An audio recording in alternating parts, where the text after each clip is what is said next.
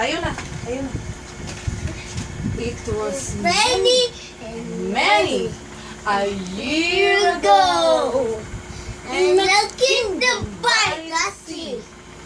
that a maiden there lives, whom you may know by the name Annabel Lee.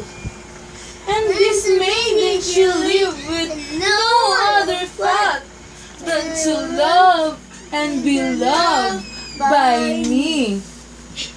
I was a child and she was a child in this kingdom by the sea. But we love with a love that was more than love.